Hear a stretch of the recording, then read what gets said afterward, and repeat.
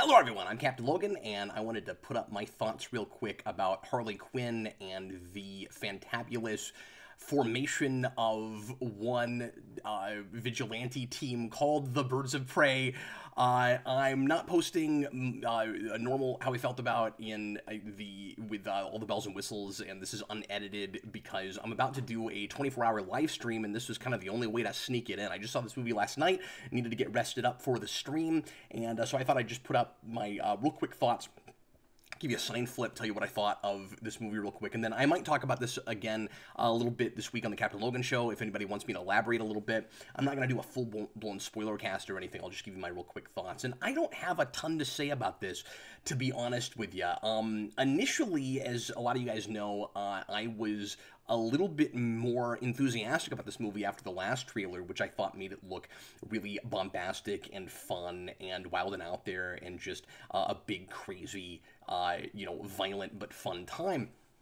And having seen it now, I'm kind of back to where I was in the first place. I was really concerned that it wouldn't be a Birds of Prey movie, and it's not, and not really. And I was afraid that it wouldn't be really the kind of Harley Quinn movie I would enjoy, and it's not really that either. Some of this is taste issue, absolutely, and I don't think this is an absolutely god-awful movie or anything. I don't think that it is nearly as clever and funny as it wants to be, and some people, mileage is going to vary on this. For people whom this is kind of more their thing, they might enjoy it a lot more than me. Some people for whom this is more their thing might not like it at all because they might feel the same way I do about it, that so much of this is old hat and been there, done that, and that's just how I feel about it. And having had to watch a lot of stuff sort of in this wheelhouse lately in the last few years, Deadpool, Gotham, and I think this is kind of Deadpool married to Gotham. That's how this watches to me. And stuff like that, it just doesn't feel anything like as subversive as it wants to be. It's like this really vulgar, raunchy, ultra-violent, reveling in the violence thing that's like, here's something you don't see every day. And I'm like, yeah, I kind of do now. And there wasn't enough for me to latch onto that was fresh or new or original or anything. And so I was kind of bored, to be honest with you. I didn't find this to be an offensively bad movie. It's got its moments. There's things that I certainly do like about it. But as an overall experience, I was kind of readjusting in my seat a lot while I was watching this, which is honestly not the experience I expected to have. My hope, of course, was that it would win me over on the Harley Quinn stuff, and that by the end of the day I could appreciate it on its own merits. I was already kind of sad that I wasn't getting a Birds of Prey movie. It's one of my favorite properties in DC, and that it was going to be pretty obviously so Harley Quinn focused. And you can never be sure of anything, of course, from trailers, because as I always say, those are there to get you to see the movie, not to tell you necessarily what the movie is about. And so I thought maybe I would get lucky, and that was how they were selling the movie, but it actually was more of a Birds of Prey movie than anybody really expected. And it isn't that, and it doesn't need the Birds of Prey. It's got a lot of weird structural issues, just like Suicide Squad did. It's not quite that bad about it, but I would have hoped that we have learned our lesson from that, especially since this is made by entirely different people, except for Margot Robbie. I was really surprised that happened, especially because the weird nonlinear storytelling at the beginning of that movie that's really unwarranted and kind of just waste time, introducing characters in a really clunky way, the way that does, was, as far as I understood it, done mostly because it was kind of a compromised project, and it was constantly being retooled and re-edited and everything. This seems very much, again, as far as I understand the behind the scenes, but also the way the movie watches, to be much more of an unfiltered, unmitigated vision, where, like, nobody's messing with it. And it still kind of has that, which is really strange. Harley Quinn is narrating, and she's telling the story, and she is constantly interrupting herself, kind of like I do. She's constantly interrupting herself and starting bits over and moving events around. She's like, oh, I forgot to tell you this. I'm going to go back and do this. And it's not charming or funny like they want it to be. It's just kind of off-putting. Like, every time that happens, there were a couple points where I kind of audibly groaned because I was like, okay, we could have just, and I'm not saying there's never a time for nonlinear, but this didn't feel like the time to me where I was focused on what was going on, and I was trying to put things together, and then it turned out that the only reason that I didn't have certain things together was because details I could have had already hadn't been given to me yet, for no reason other than we're clunkily trying to introduce a bunch of characters, and we can't come up with a more organic way to do that, and because, and I think this is on purpose, Harley Quinn is such a scatterbrained personality that maybe the movie should be delivered to us that way, and that's not a terrible idea, I just don't think it works in this. I think it would have worked a lot better if it was just straight up a Harley Quinn movie. It's really awkward that Harley Quinn in this knows everything that's happened in every scene, even if she was not there. By the end of the movie, I really expected to have some kind of a sense of why she knows things that she wasn't privy to, and she doesn't. Like, there's no rhyme or reason to it. She does the same fourth wall breaking thing as Deadpool. I almost did that again. Deadpool, and she does the same narration thing that he does, but if memory serves, in Deadpool's movies, he is always there for everything he's talking about, and I mean, it's been a little while, but I'm pretty sure he's never straight up giving us a scene and information in it that he couldn't know. Now, obviously, with the fourth wall breaking thing, Deadpool has that where he knows things going on in the real world, and there's really no explanation for that, but that's kind of this absurd conceit thing that really doesn't have any bearing on the story. Harley Quinn doesn't do that, so I'm glad they didn't go that far, I guess, but it does feel like it's just trying way too hard to play in that same sandbox and to be Deadpool, which is weird and, again, a little off-putting to me in a movie that is about a woman trying to get out from under the thumb of her man, right? Where Harley Quinn wants to, like, Emancipation. She wants to go her own way, figure out her own life, not be beholden to the Joker, and not be defined by him. And at the same time as she's trying not to be defined by the Joker, I'm seeing her as just being defined by Deadpool, and that's unfortunate. It feels like any way we slice it, she can't win on this, inside of the narrative, or as in a literary sense, as the actual piece. I don't feel like I got all that much, new and interesting about her beyond what I had in Suicide Squad. Like, she's giving a pretty consistent performance with that. She's a little bit sillier, certainly, which is fine and to be expected as she's going her own way, and it is it's a bouncy, trying to be kind of fun movie, but I just don't think it's clever enough. This doesn't have a lot of those Suicide Squad problems, certainly, with the exception of the whole nonlinear thing. It's not tonally inconsistent. It does have a vision. It knows what it wants to be. I'm just not real impressed with what it wants to be, I guess, is my whole thing. And so, again, some of this is gonna be taste issue. But I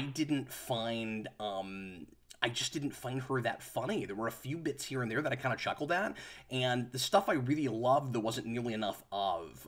There's a scene where she throws Cassandra Cain a stick of dynamite, and Cassandra Cain, she's just woken up, and she's like, oh god, it's dynamite. She throws it behind her, and the car behind her explodes, and Harley Quinn thinks that's really funny, and I wanted more of that kind of stuff, of just, like, not shock humor, but big surprises where Harley Quinn is totally unpredictable. You never know what she's going to do, kind of like the Joker, but more happy-go-lucky and a little bit less sadistic, or a different kind of sadistic. And there just wasn't enough of that stuff. That's what I liked in this movie, and it's few and far between. There's a lot of really great action in this movie, certainly. There's this really cool scene where Harley Quinn is And it's broken up into two different scenes ultimately because of the nonlinear thing, which I think was maybe a mistake. But she's going through a police precinct and she's shooting this gun at people that shoots out like party favors. And I couldn't tell if the gun was actually killing them or, and I don't want to give too much away, but I couldn't tell if the gun was actually lethal or if it was sort of like a paintball gun or what exactly it was. But it makes like streamers happen and like bits of paint and stuff and like colored smoke. And the way that's used to light the scene and to create atmosphere and all the colors in the background and stuff, it's really neat. And there's stuff kind of like that throughout the movie. But I felt like it was kind of a cookie cutter video game plot. There's a MacGuffin about a diamond that Roman Sionis is after, and the diamond has to do with the death of Helena Bertinelli's parents, and everything is kind of centered on Black Mask, Roman Sionis, and this diamond. And again, it felt a little bit old hat. We made Cassandra Cain, who was a completely different character from in the comics, which bugs me. I already knew that was gonna be the case because I saw her talking in a trailer or something, and I was like, well, that's not Cassandra Cain. But then it's made worse. Like, again, I could take the movie on its own terms and hope to be won over by it. Maybe I would really enjoy the movie despite the fact that it's not what I initially wanted. But like I said, I just felt like there wasn't enough to latch onto. So, like, admittedly, that stuff is going to cloud my opinion, but I also feel like I'm usually pretty good at going, okay, this wants to do something else. Let's see if that's warranted, if there's merit to that, and if there's something cool to latch onto. But I just didn't find that much in this movie. But I would have been more okay with the fact that Cassandra Cain is totally, like, just name her something else. This has nothing to do with Cassandra Cain. Like, with the exception, I guess, of the fact that, like, she's on her own and on the street and stuff. But, like, that's it. If it's, like, it didn't need to be Cassandra Cain. I didn't appreciate that there's kind of a middle finger to fans of that character right away. I will give this away. This is minor, but when she's introduced, and I especially want to mention this for people that are worried that they will be annoyed if they're fans of this character, if they're fans of other Birds of Prey characters. Yeah, you probably will be. And I don't think it was intended as a middle finger to the audience, but it feels that way, where for a second, when she's introduced, she's not saying anything, and it turns out that she's kind of just got something caught in her throat. And they're probably thinking that's a fun nod to fans of that original character, where it's like, well, see, we recognize what, like, a major trait of this character, that initially she's mute. And in the comics, there's a whole interesting thing about that, and the language of violence and all of that, which this doesn't get into at all. And again, she's a completely different character. And by the end, she's very much a different character.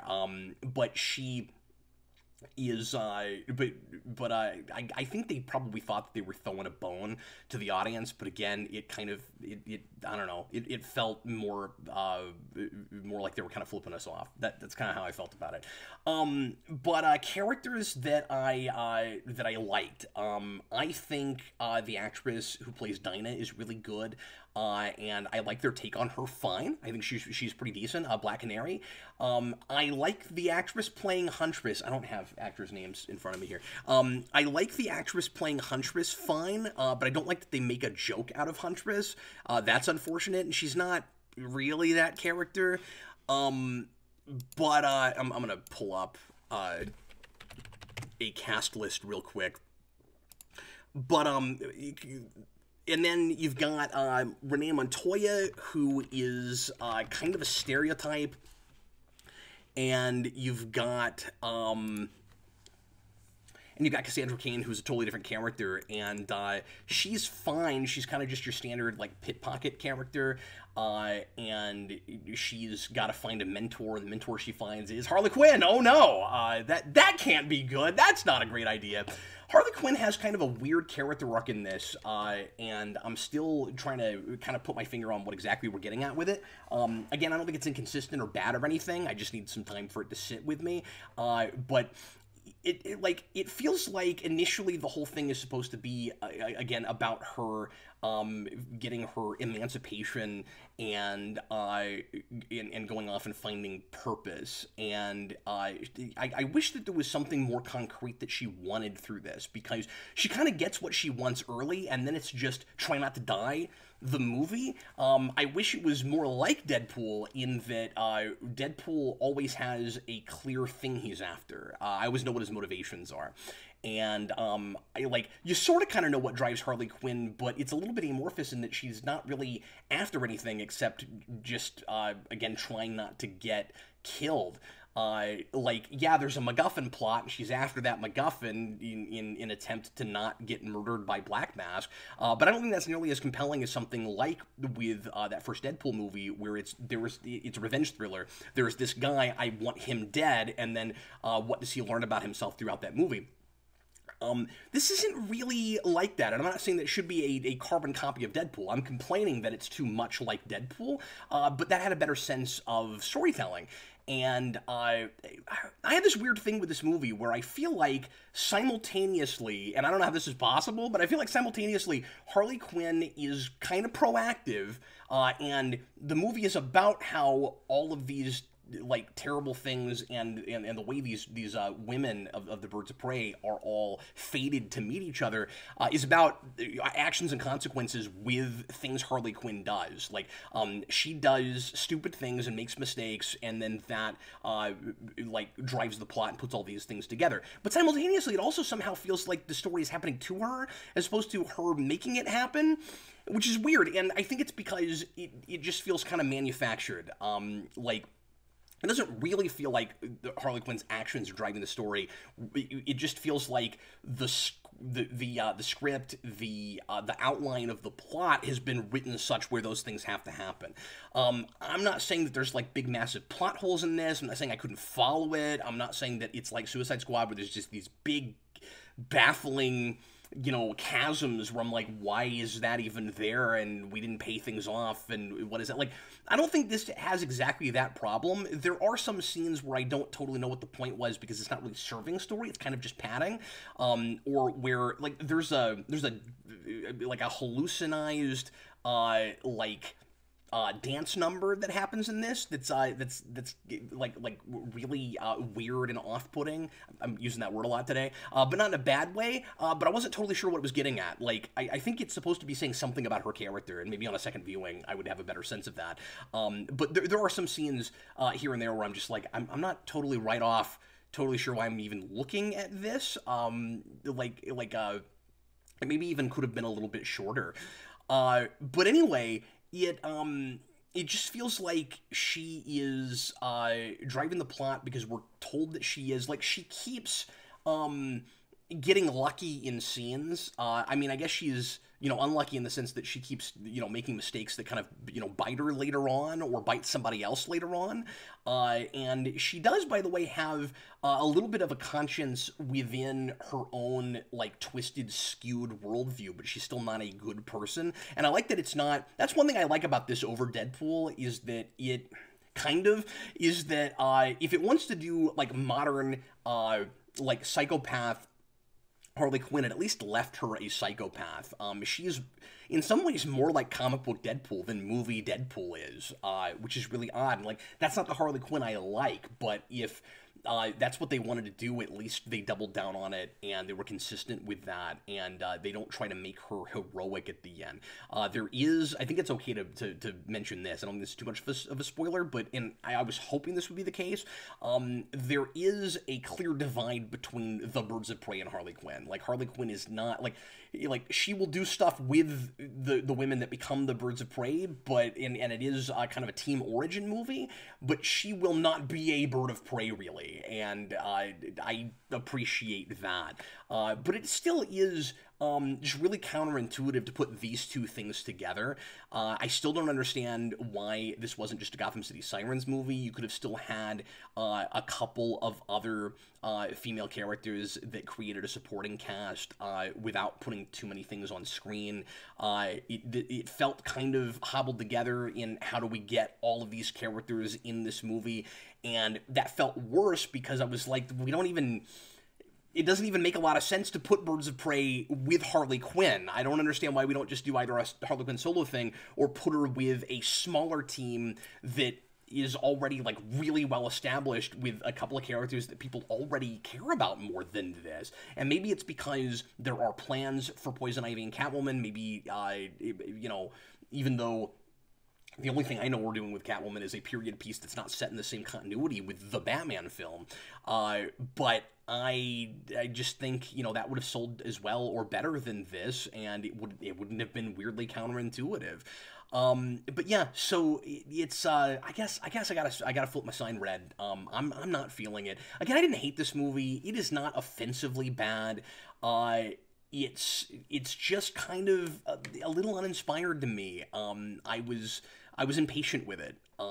And like getting my bearings and you know, appreciating some of that action and stuff. Maybe on a second viewing, I would like it a tad more.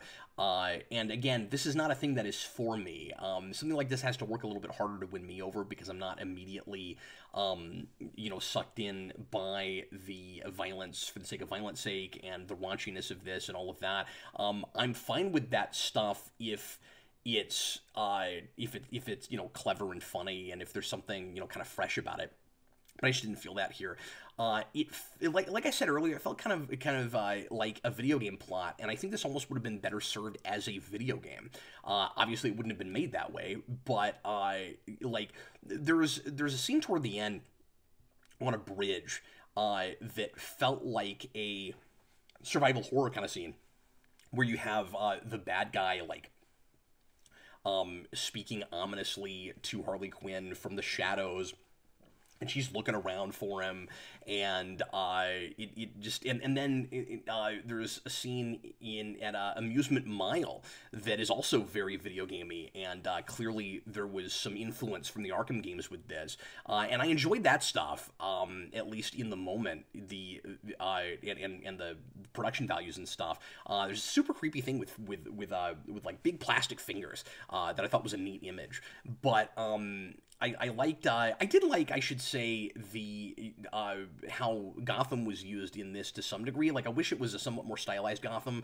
There are places where, like, you know, we didn't build a city for this, and this is such a heightened, like over the top, more comic booky thing, which I kind of appreciate. Although, if we're gonna do that, it would be nice to have costumes, you know, and not just in the last, you know, couple of minutes, but. And I hope that's not giving too much away, but this is not a costume movie, and maybe it would have been served by that. I don't know. But anyway, it's I don't know. It looks too much like a regular normal person city, and it'd be cool if it was a more stylized Gotham. But I do appreciate the layout where there's a number of areas that we haven't used before in Batman movies that in DC movies that I'm familiar with because I'm a Batman fan, and that was kind of fun. One thing, a couple more things to talk about just real quick that just as things are coming to me. I mentioned earlier that the Joker, of course, is not in this, and that Harley Quinn and I don't know if I said that, but of course he's not in this, and Harley Quinn and the Joker are kind of already broken up. So it's like the big thing this movie is supposed to be about, the emancipation of Harley Quinn, kind of happens already, and the big thing that is kind of the impetus for story at the beginning is her deciding to finally let people know about it, and she's given a really good reason not to, because, and I like this, nobody messes with her because they're afraid of the Joker, and so she can get away with anything. And I was not sold on her finally making a big gesture, which was kind of fun, and I like this scene. Okay, I won't give away what it is, but there's this big grand gesture she makes to let everybody know that she's no longer with the Joker, and I didn't really buy that she would necessarily do that right then. I wasn't sure what her motivation was then versus any other time to go ahead and do that. She seemed to have better reasons to not tell people, and she's a crazy person but lucid enough that I wasn't really buying that.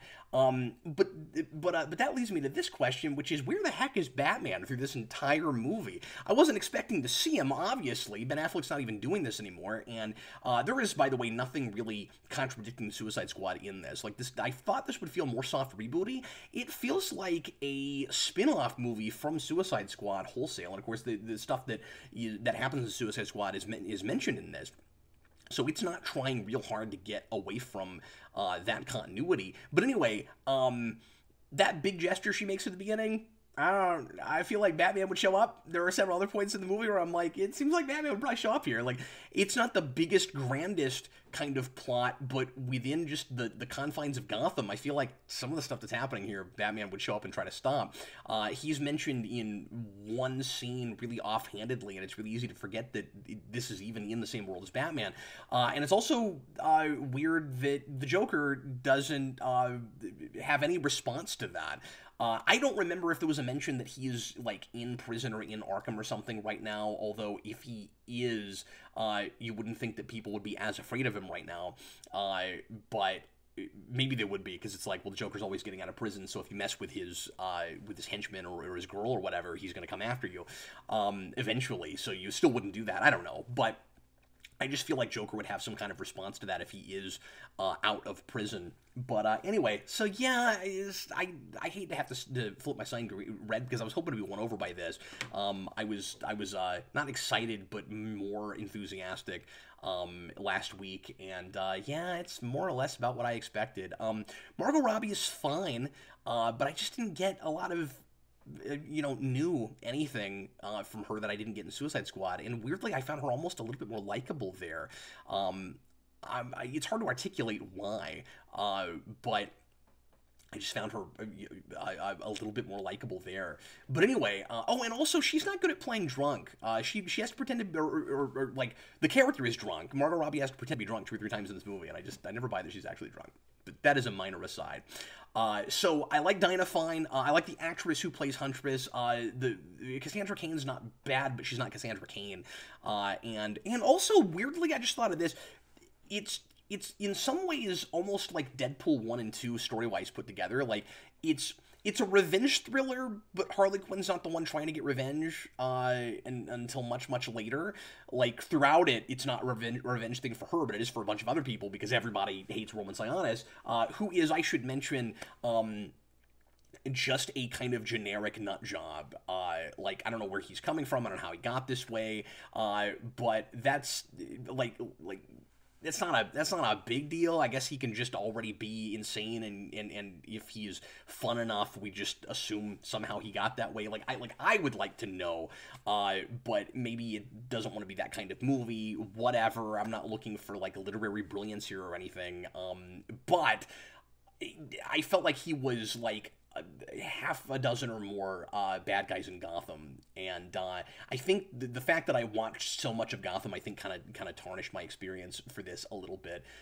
But again, that's just me. If you saw this movie, leave your comments. Let me know if you enjoyed it or not. Looking forward to hearing from you. And again, we might talk a little bit more spoilers and details and stuff on the Captain Logan Show this week if anybody wants to talk about that. So thanks again for watching, and I will see you again real shortly. I'm going to gear up now for the 24-hour stream. This should be posted just before or as that's going on, so you might be watching this as I am live talking about TV shows as I'm watching them. But anyway, appreciate you guys. Thanks a lot for watching. I'm Captain Logan, and I'll see you again next time.